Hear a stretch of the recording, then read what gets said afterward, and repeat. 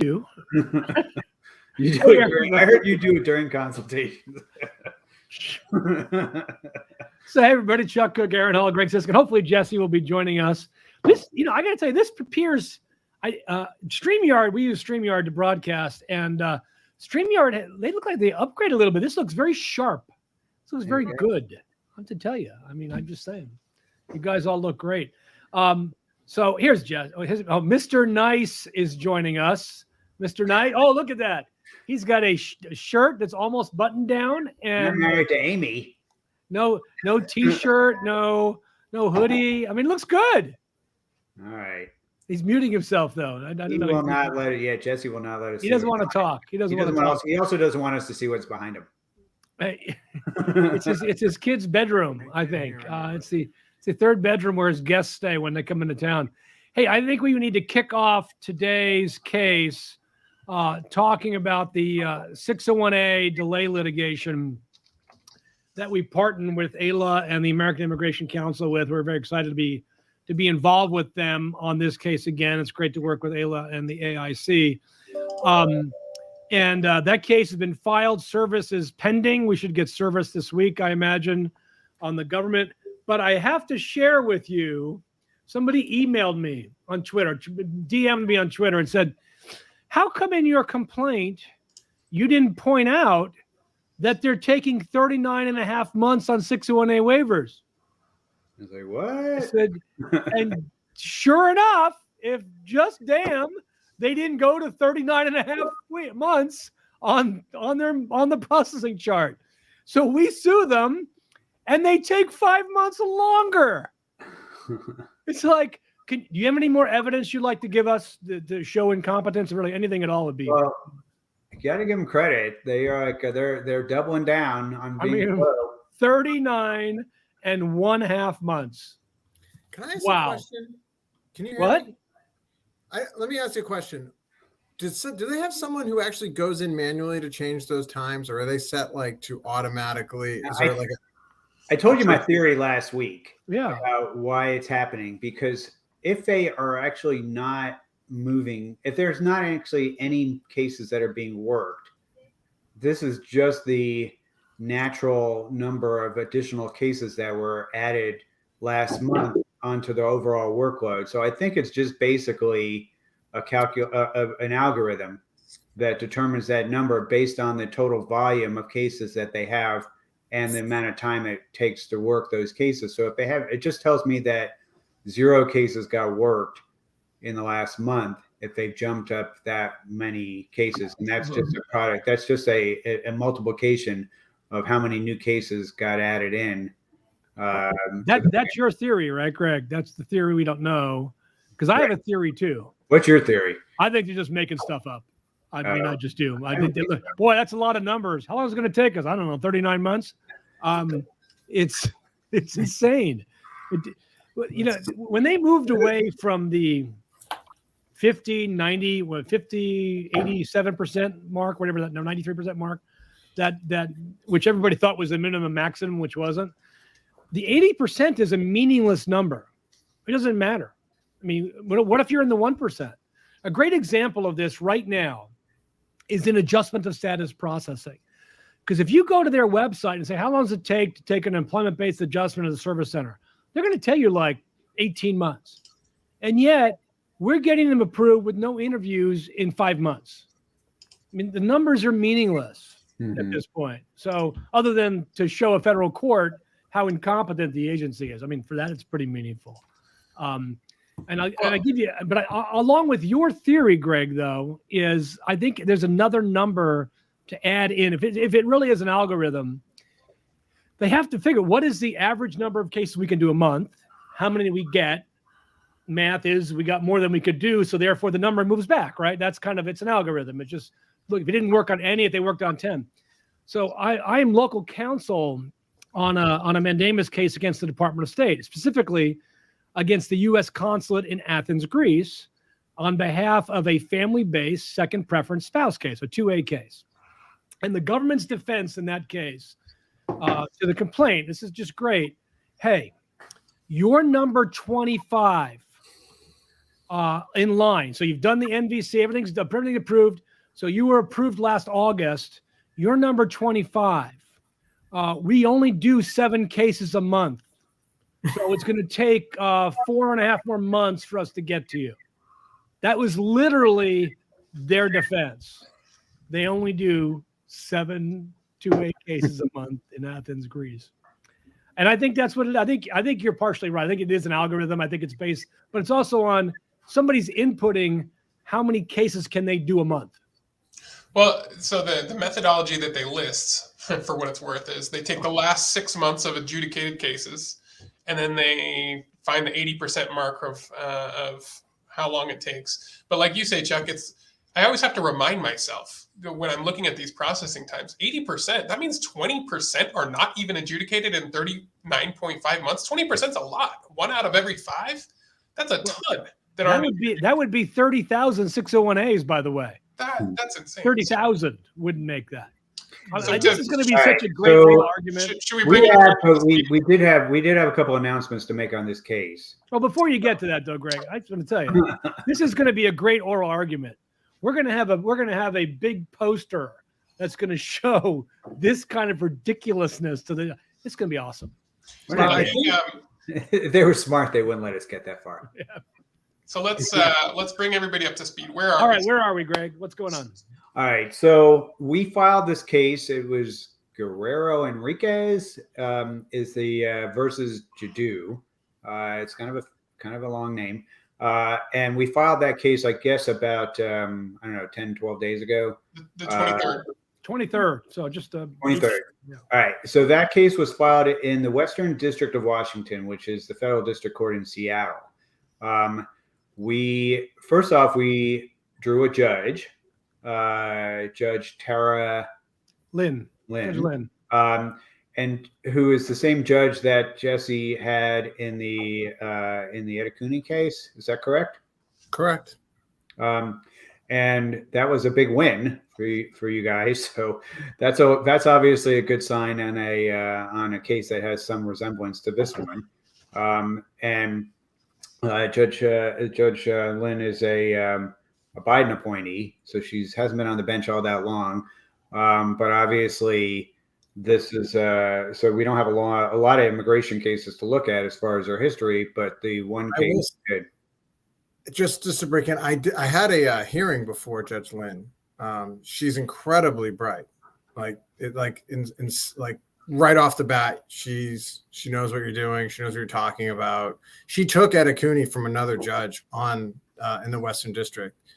And what's critical is she saw and was willing to have the courage to see what a lot of judges don't see in Edakuni, which was a catalyst for our settlement, which was, okay, I know you're saying you do things in order, and I know you say you're really moving these processing times back, XYZ, but I think we should allow the plaintiffs to test that and have a little bit of discovery. And I think that's what's critical for our case going forward. Like, we need to understand what is going on and not take everybody at their word. Not saying they're being dishonest, but for our plaintiffs and our clients and our class, what's critical is we get some discovery to understand exactly how things are being done, because it looks in the abstract like things stopped a year ago or 2 years ago. Yeah. So anyway, so the case has been filed, and we also have we submitted the class certification documents? Yes, those were filed on Friday. Right. Yeah. So that was a pretty important step to get this case certified. We're seeking to get the case certified for class action. And then also, we are in this the government has not been served yet. So the clock so some of the deadlines haven't started clicking yet. True, but government counsel has entered, local government counsel has entered their appearance, if I'm not mistaken. Service should be completed today, according to Ms. Hillman. Excellent. Okay. TikTok, baby. What happens, so after this, and some people who are familiar with our litigation in the past know that we do, we usually will file an amendment early on.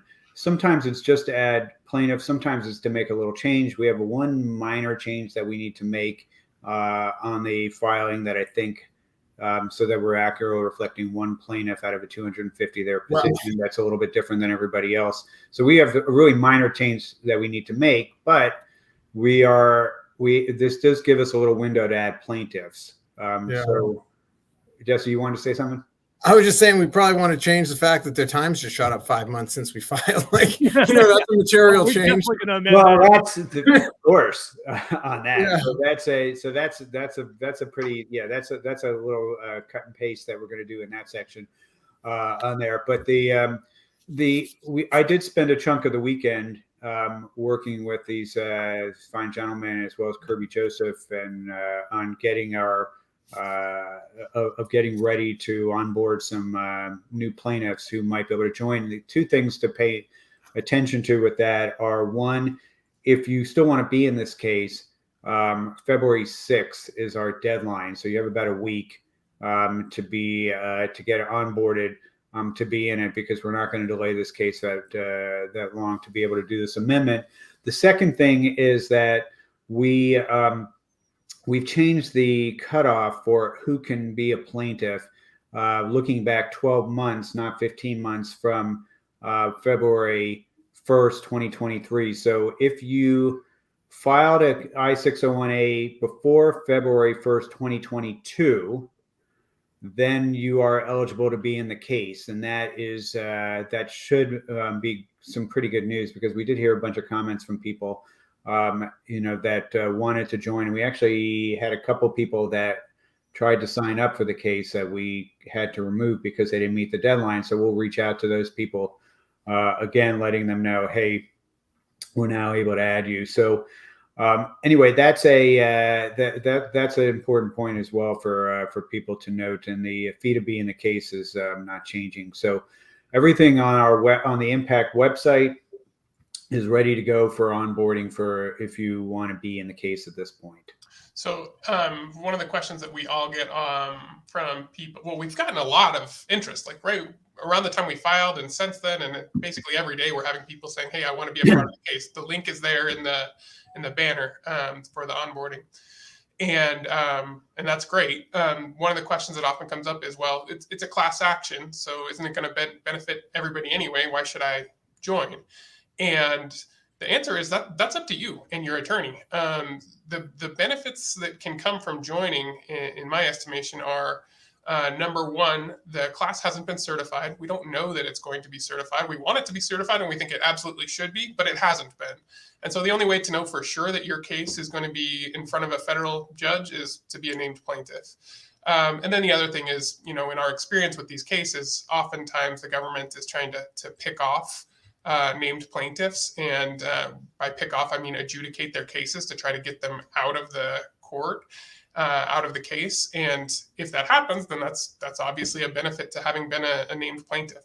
So there's no guarantee that'll happen, but for a lot of people, they're going to find that that the investment in becoming a named plaintiff is worth their while. For others, they might not. So that's up to you. Discuss it with your attorney who filed your I-601A, and if you decide that it's something you want to do, then make sure to get in before February 6th, like Greg said. Just remember, they just went to 39 and a half months. You can see it yourself online. Really, I'm just still mind blown if that's the case. Here's my question. Is there nobody at headquarters that looks at this and goes, this is not good. This is bad. Well, I will say, like, from my perspective, I mean, you would think that looking at what they've done in the U visa context, which is humanitarian benefit, these are victims of serious crimes. They think 60 months and 10 years for the visa is appropriate, and not giving people work authorization for 5 years that somehow they can survive. But I'd like to switch places. I mean, again, I just think, like, from my perspective of having been in the government, we just fail. I think we have blinders on. We don't understand how people in the real world have to deal with what's going on. And that's the problem. So here, if listen, here's a settlement. Like, let's get people back to work. Let's get them working, and let's get divert action going. Let's do it. It might be worth noting as well that in the news this week, Jadu, the director of USCIS, released a 3-year plan for. Sorry. It was an internal plan. I mean, it's all focused on talking to basically USCIS employees and telling them like what their plan is. But it was just so. I mean, she almost completely ignored. I mean, it was mentioned one time in passing that they have a problem on as far as adjudication times, and that she was talking about in there about some of the changes might help in that space. But I mean, it's like they're on a 5-alarm fire as far as I'm concerned regarding a lot of these cases on processing times. And the fact that they, that it wasn't discussed as an emergency that the agency has to deal with in this plan, and that they weren't describing that way, it just sounded like, oh, we're making it sounded like a happy-go-lucky plan that you might see any USCIS director over the last 20 years could have basically put out that plan, and you couldn't tell the difference necessarily between what was just put out and what the current situation is. It was, there were some things that are good. I mean, I think e-filing is going to be one of the pathways out of this for them in most of these categories. But in general, they apparently by the end of 2022, they were supposed to be fully staffed up, and I'm not seeing any evidence yet of, they supposedly expanded their workforce by 20% in the last 6 months, if you believe. By the way, that's like 10,000 employees. I mean, this isn't like 30 people. Director Jadu at last summer's conference said that they had about a 20% vacancy, which I think is correct on there based on what we knew last summer around what they were dealing with. And they had promised that by the end of the calendar year, I think it was the calendar year, not the fiscal year, which would have been October. I'm pretty sure it was the calendar year, that they would be up to 95% or fully staffed on there. And so I'm going to assume that happened, because we haven't heard anything from them saying that they're still working on that. And it certainly didn't say in the plan that they were still working on that. And if that's the case, where we should be seeing that in the numbers as far as processing times coming down, or volumes of cases, that are being adjudicated going up. Granted, there is some training time. I'll say that, but we're not seeing it yet. The only place I'm seeing any real rapidity are NATS cases, which are probably the easiest thing the government does. But because of e-filing is the big reason. Yeah, and adjustments without interviews. They're finally doing that again. Right. We are the positives that we're seeing on processing times are all in the e-filing space. And that is because you take the human being out of it altogether on there. So the way it works at USCIS right now, and it kind of shocked me that this is kind of like what happens, is when you send a paper filing in, they're not like, the paper file doesn't go to an examiner. There's first the mailroom has to deal with it. There's a month. And then there's somebody at the lockbox that is actually manually typing all the information from the forms not even scanning into their internal system. So when it gets to an examiner, it's essentially, whether it's e-filed or it's paper filed, they're going to see the same thing. It's getting to that point where it gets to an examiner that it's going on. One's instantaneous and one, so that usually explains why one has a much faster time. They're also trying to incentivize people to e-file, and they're prioritizing those cases as far as what's getting adjudicated, because they want people e-filing. We did have an experience yesterday at an adjustment interview for a husband and wife. It was employment based, and the husband was the principal. He said, "We're going to approve you, but I don't have your wife's file, and the system will not let me approve you without approving all of your derivatives. So I can't approve you today." Great. Well, welcome. Well, we also see cases where they've approved the principal and then dates retrogress and all the dependents, basically. My favorite is when they approve the derivative but not the principal, which is completely illegal. There is that. All right. So we've got lots of stuff going on here. I think we want to talk about our next piece of litigation we're doing, which is a 601 delay litigation. Not to be confused. Oh, sorry, wrong button there. You have the wrong slide. This is the 601. So don't confuse with 601A. 601, which is generally for waiver applications for consular processing cases. So, Greg, we're putting together a FAQ on that and onboarding. So that's target for that is end of the week. On that, and obviously, but that's That case is going to be limited to people with I-601 applications that are seeking immigrant visas at U.S. consulates abroad. There are So thousands of people like that. And Right. There are across- 601s that are used in other circumstances, but we're not dealing with that group. We're just dealing with immigrant visa applicants that are consular processing. And what is the cutoff date? How long do they have to be waiting? I think we're going to probably do this at a year. Not Yeah, unlike. We'll do it the same way we do 601As. Yeah, because It's a kind they're of now to similar 22 and a half months. 22 and a half months for 601As, 601s. That's What is unacceptable. insane. Can you imagine leaving your children for 2 years? 2 years, because that means you're not coming back. That's why these are maybe even 6 months, because that's the historical average is 6 months. Right. That's But, insane. probably put it at 6 Right. months. That's why these cases are so different. In one case, that people are waiting in the United States, which isn't great for a lot of reasons, but the ones that are waiting abroad are, that's even more precarious. Even if it's not 39 months, 22 months is probably a worse harm for them. Well, especially if you have people who've lived in the United States for years, right? And they go abroad, they don't have like a residence. They have to, what are they doing? Airbnbs? I mean, hostels? I mean, and then they can't see their children. I mean, I just look at it from the practical sense, and I hope we can get a judge to do the same thing, where it's like, this is not something that we can accept. Like, we have to do something with this. It's completely bananas.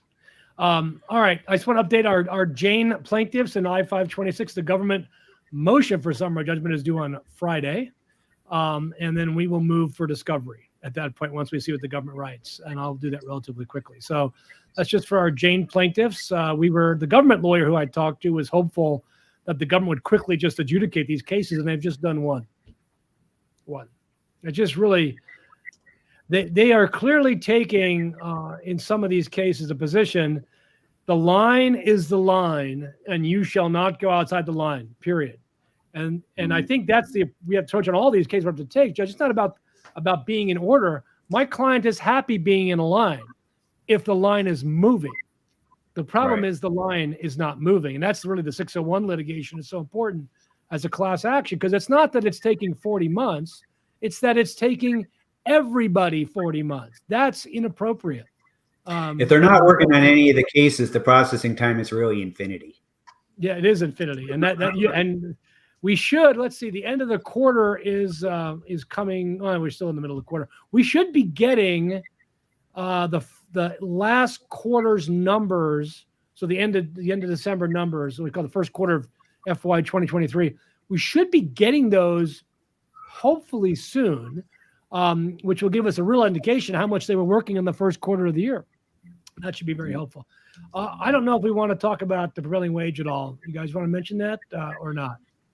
Well, yeah. I mean, I think it's fair game. I mean, I think we've now reached a crisis level where people are, listen, I mean, it's not like we make up lawsuits. People come to us with ideas and ask for help. And we have the benefit of having the experience, as others do, to lean into things where we can fix a problem. So prevailing wage determinations are, from what I understand, pretty ministerial. Maybe not even need a human to do it. And they've gone from, 3 or 4 months now past 12 months. And the harms to the companies and the workers, especially in this environment in the economy where people are getting laid off, it's pretty significant. And so, a common theme again. Immigration getting in the way of employment. And I think here we have kind of a real chance to talk with my good friend Marty Walsh and maybe affect change quickly. And that's the goal. Well, Marty stays at home every weekend. Just pop by his house.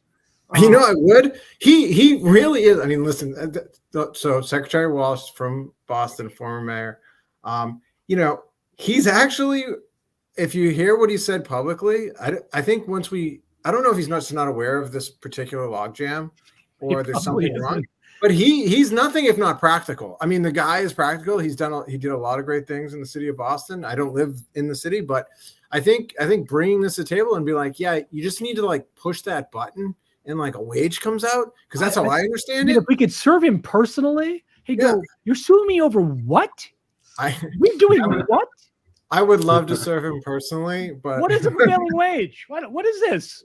Where Yeah, are these exactly. people? I know, but I mean, it's funny. It's funny, but not funny because again, it really throws a wrench in the entire system. I'll give you a you great know, example. Great example, Jesse. Just came up yesterday. A lawyer called me, wanting to know what to do. They had filed a prevailing wage a year ago, and just got it, and they realized that there is a typo on the employer identification number.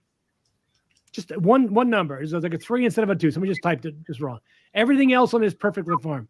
You cannot use that prevailing wage now. It's no good. No good. You got to start all over again. A year delay, and that person that it's for, their H-1B runs out in about 9 months.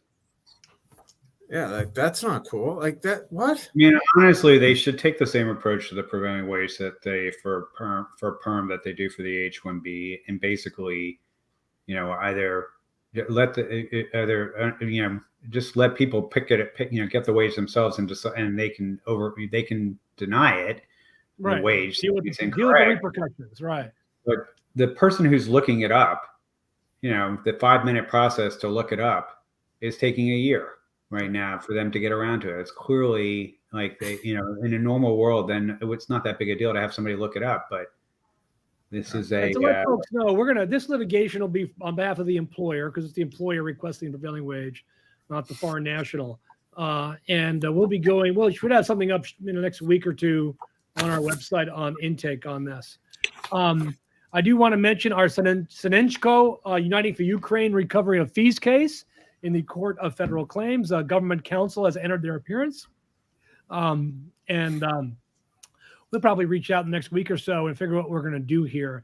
This is a rather unique case. I think I found only 2 cases in which somebody went to the Court of Federal Claims to seek money back from the USCIS. They were both individual cases, and they lost both cases because, honestly, the government probably didn't owe them the money.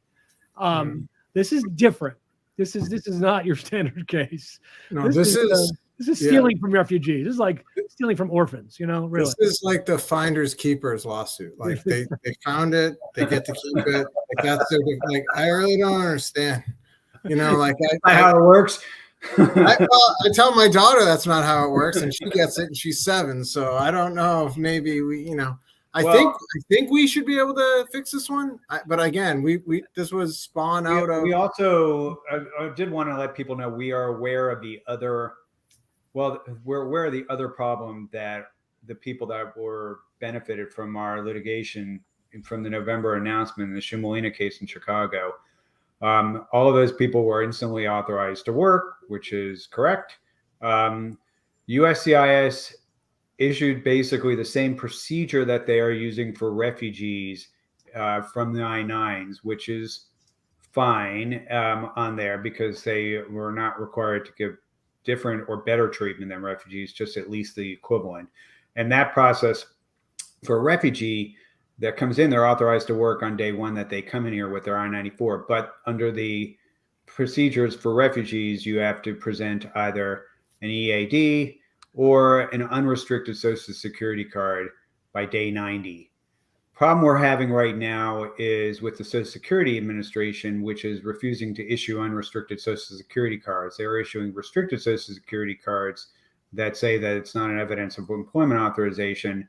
And my understanding is from AOL liaisons and others that their position is that because it's not a permanent status, they won't issue an unrestricted card.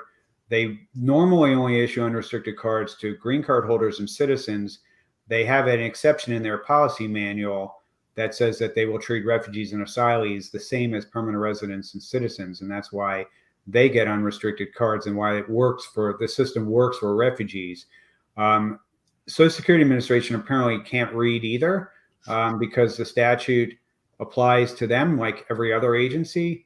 So we are getting ready to file something likely in Memphis because they also are, USCIS is also not honoring the statute for a subgroup of Ukrainians that is mostly people that came in for medical treatment in the U.S., including cancer treatment for Children. for some of their Children. for children.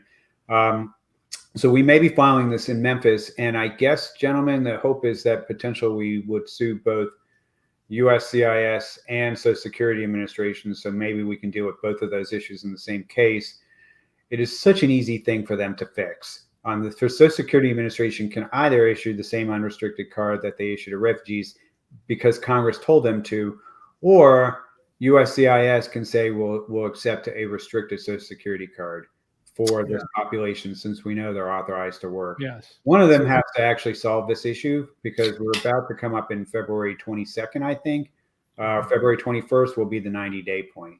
And this is an important thing because I think what a lot of people actually don't understand is, for the Ukrainians and actually for the Afghans as well, who were granted this benefit, it was by statute. And so the program's now on parole and other things. I think the government has this fear, and they're being sued, and I understand that if they do one thing for someone, they have to do it for everyone. And maybe it's a good idea that they actually act consistently, but there actually was laws passed by Congress. So we're not asking USCIS to do anything other than implement the law that our Congress did. I mean, it's amazing that they actually passed a law, number one, but when they did, so this isn't something about the executive branch putting it on paper and saying, hey, try to do this. This is actually a law. Like, you have to do it. We don't have any discretion. There is no leeway.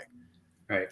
Yeah. I mean, Social Security Administration, we're sorry that this is, not how your regulations and your policy works, and that it doesn't fit into, what your system is. But you don't get, your regulations and your policies are not higher than Congress's law on there. If Congress told you to do something specifically for this population that's inconsistent with your policies, guess what? You have to change the policy for this population. You don't have to change it for everybody, but you do have to change it for this group. Well, it's funny because go ahead, Jess. No, I was just going to say, like, on the fees, like their position is, the law said they have to give everything that refugees. Oh, okay. Yeah. But we get to cover our costs. And so we're not going to follow that law. We're going to do this other one. And that's okay. And that's really the position. That's what we're going to see if they don't settle. Right. That's what they're going to say. They're surely going to say I can't. Well, we've already seen the preview of this in their motion to dismiss. Right. But and if that's all you got, there's a problem with that argument. Yeah, if that's all you got, you better get your checkbook. Well, ready. Right. So we had a good time talking about this, but basically, if you have a very specific law that talks about a subgroup or a subpopulation, and then you have this general law that covers everybody else, the specific trumps the general. Well, let me add, what about this one? Okay. But you just changed your policy, so now you don't charge the same people, and so is that not arbitrary? Yeah. So is that not arbitrary? So that this one group that came in, they have to pay because you had to cover your costs, but everyone going forward gets a free ride? I believe that's the very definition of arbitrary. No, that's totally reasonable. I'm just trying to figure out sort of like what their strategy is here, because it's a loser.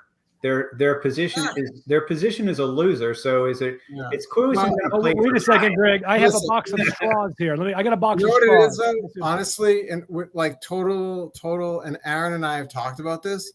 This is kind of like, when the Nuggets are playing, I don't know, give me a bad NBA team. Like Jokic, he's gonna have a triple double. It's all set, and then like you're down by 20 in the first half. You're like, what's going on? Like maybe there is something there that we don't see, and so I have to be cognizant of that. Right. But you're right. I mean, for the last 6 months of our lives, we've been looking at this, saying, "Hey, if you just can you give these refugees their money back, please?" And then they said, "Oh, no. We'll do it for people if they do it after November. But all those other people that were screwed who came in right as the war broke out, no, we're keeping that. Thanks."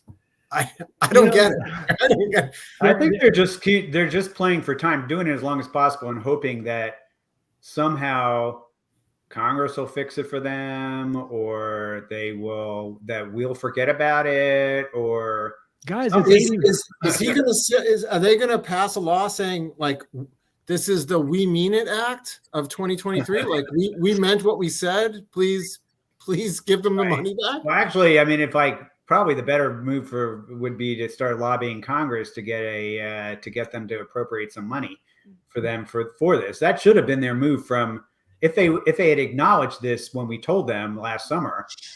Before they did pass another Ukraine appropriations bill, a couple of weeks ago, or like late late 2022.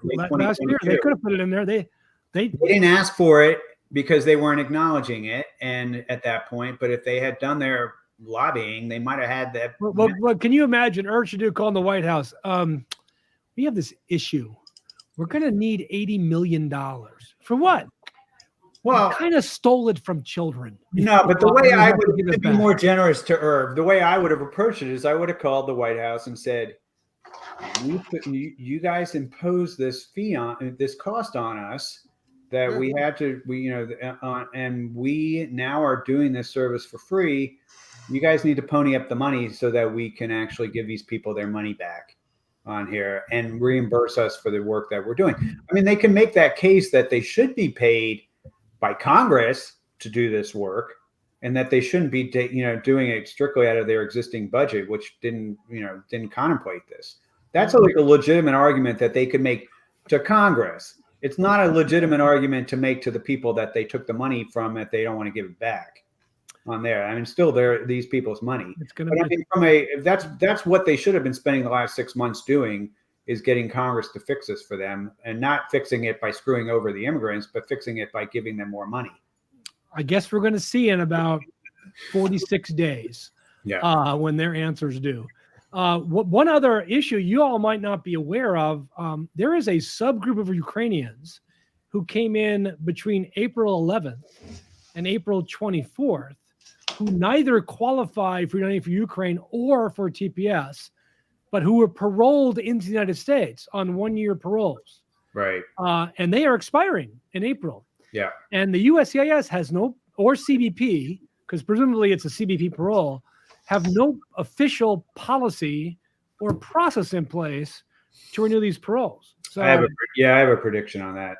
Yeah. What's your prediction? Because I've got one too. My prediction is that they are going to fix it through TPS. That's what I agree. They're going to redesignate TPS so all these people are eligible. The challenge is going to be that all these people are currently work authorized, and their work authorization is going to end as soon as their parole. Well, this is the thing. I actually took a look yesterday at the statute from the May statute that we litigated on. Yeah. And it says anybody who was paroled in between February 24, 2022 and September 30th, 2023 is eligible for work authorization unless USCI or DHS terminates their parole status. Right, and my question is, if it expires, is that the same as termination? I would say no. And all they need to do to fix this is in the TPS renewal and broadening is simply say anyone with a prior parole authorization is automatically extended until their new EAD comes under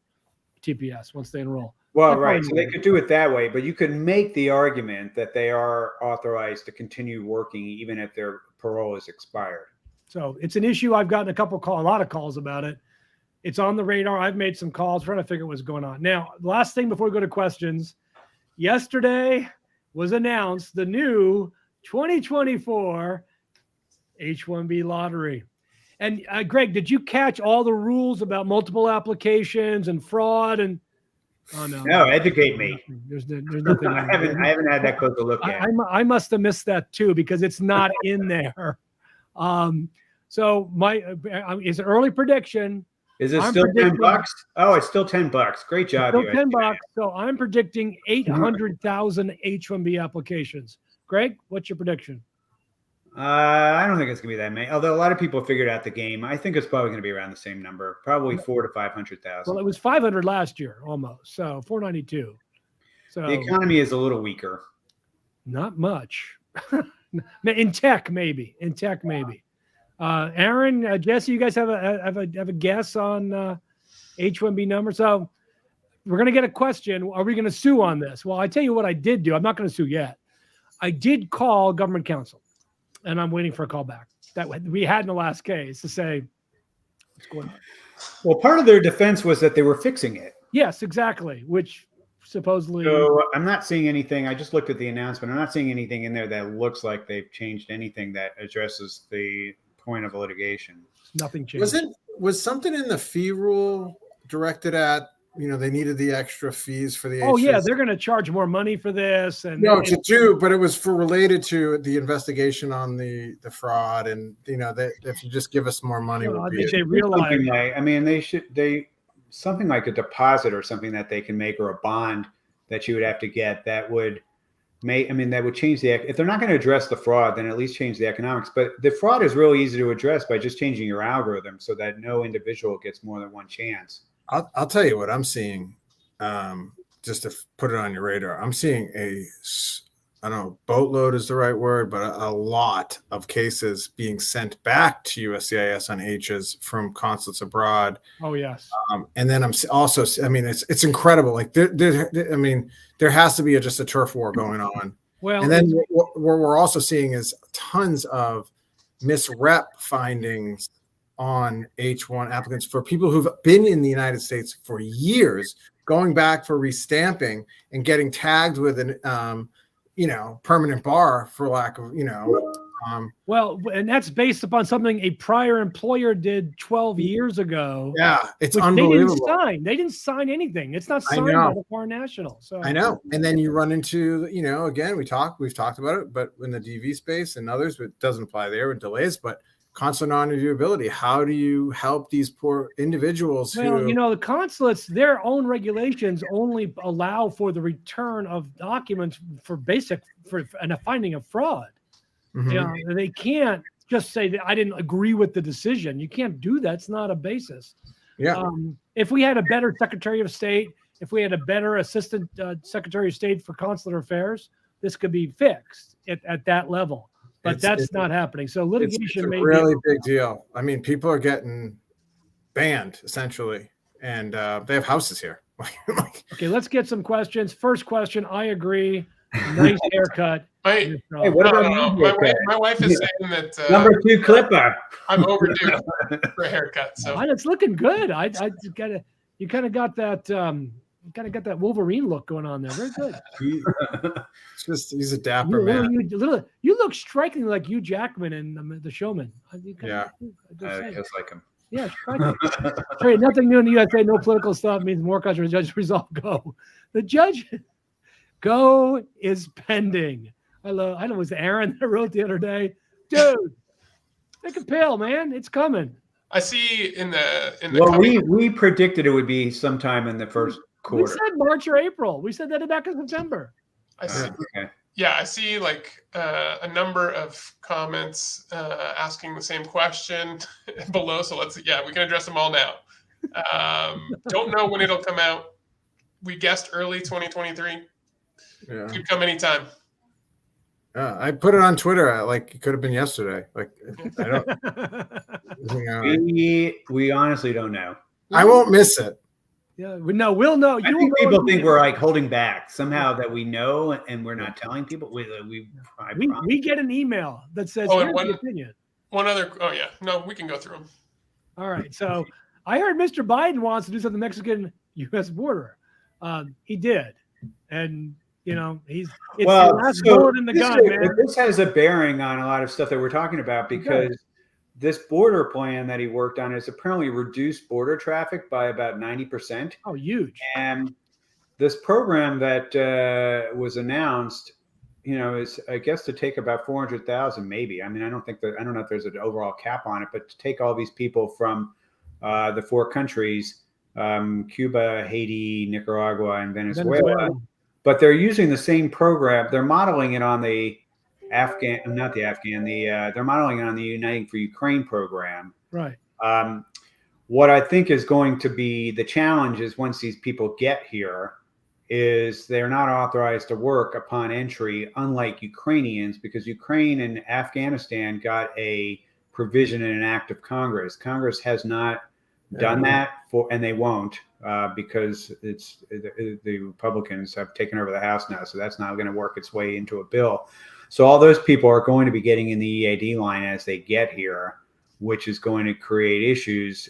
I don't know what USCIS's big plan is for dealing with that volume of people that's about to come in and start applying for EADs, but it's going to be a challenge. You know what's incredible though, and I never pit certain groups against others. I think that's a losing proposition, but it would be consistent with the administration's policies on parole to allow those seeking a provisional unlawful presence waiver to get work. I'm just going to say it again, because the fact that they cannot work and they've been here for like 20 years is well, the thing is, they're all working. Every one of them is working. Right. And that means they will be for sure paying taxes. I mean, it's a win-win-win. Right. The issue with the provisional waiver deferred action work permits is that when they put the reg in, they got comments saying that they should do that. And they specifically put a provision in the reg saying that this is not going to provide a basis for deferred action. But to the border program, it's a good thing in a lot of ways, but it's also a little bit deceptive because they're helping different populations.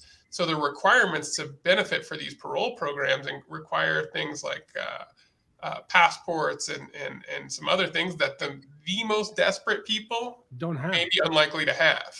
And so it's not like for like when you're saying, well, we're going to let in certain numbers but not let them in at the border. They're different populations, and they might not be the asylum seekers. Some of them will overlap. Plus, they're not letting people apply if they've been to other countries in between. Yeah, no, I agree with you that it is not a substitute, but it has had the intended effect, I think, which is to really reduce the number of entries that are happening at the southwest border. And it's I mean, I'm happy that they have a humanitarian parole program like this. I think the Uniting for Ukraine program, the entry part of it has been wonderful. It's the ones that gets to actually being dealt with by USCIS once they get here on the work authorization. That's the disaster. But the actual functioning of the program to get them here seems to have done pretty well. Well, it is the future of refugee resettlement. And somebody asked me today when I was on a different show, is this a good thing or a bad thing? I said, well, it's the future, because how do we handle things like the crisis in El Paso, people on the street? We have a system for that.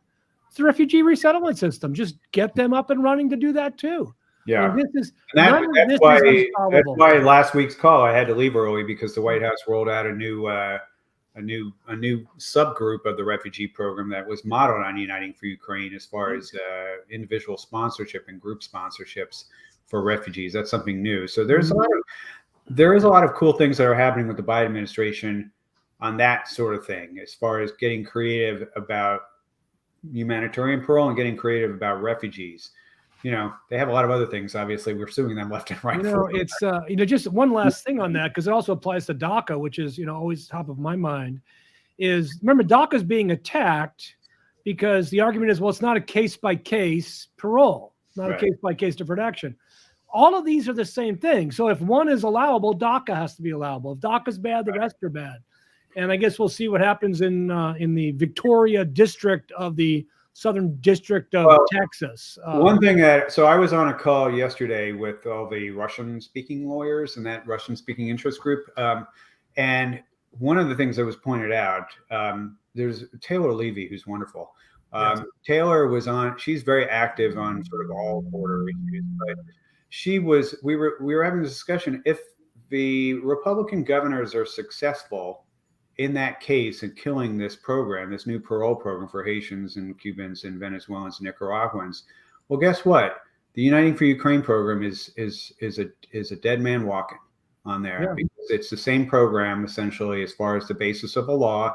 And if they're successful on that one, we're not getting any more Ukrainians fleeing from their war. So, and I posted that on Twitter to reporters. It's like, you should be asking every one of these governors, why do you hate Ukrainian refugees? Because that's what this case is about. It's about killing that program too. We'll see if any reporters will do that. Trey Yates, we're not involved in DV litigation this year, thank God. No. But we understand it's still not fair. Department of State is not properly running this program. And it's I've looked at this. I've looked at the educational document rejections that are really in Morocco and for Somali nationals.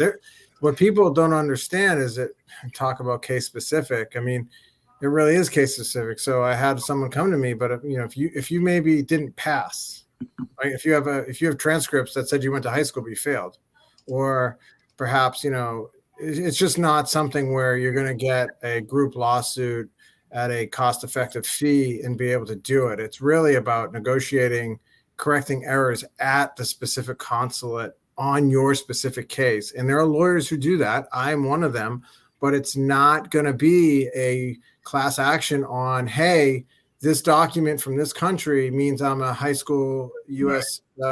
Equivalent. Give me my visa. It doesn't work that way on this issue. Not that I see. Yeah, I agree. Mr. Goka says they moved in cases from Nebraska to Potomac. Mm-hmm. Not sure that's a good thing because Potomac is at 39 and a half months, but whatever. Right.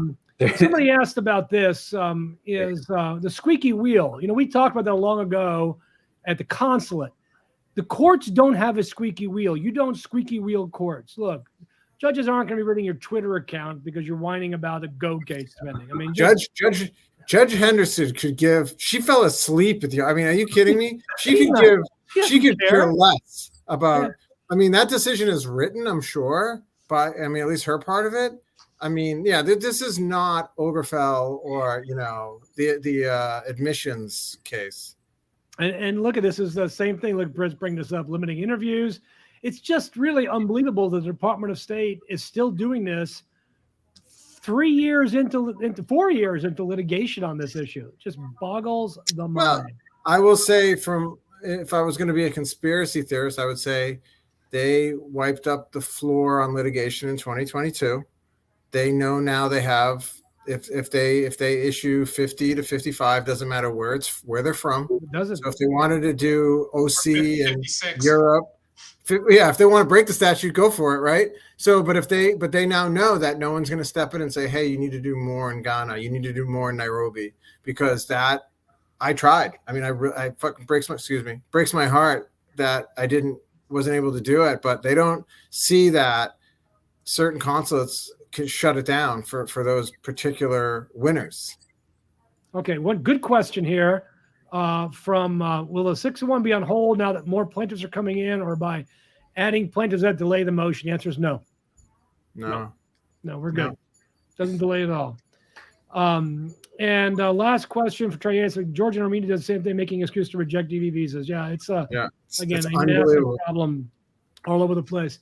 I will say, if there are DV applicants out there, I mean, what a lot of times do is it's a lot easier to get ahead of a problem by preparing before you go into that interview. So if you know your educational documents are going to be questioned, talk to an attorney, talk to someone in there beforehand. You get a memo going to say why this is a high school equivalent. There are actually things that you can do before, but once you're refused, it's a tall ask. You're refused, you're out of luck at this point. So you're moving on to the next applicant. So you don't want that to happen.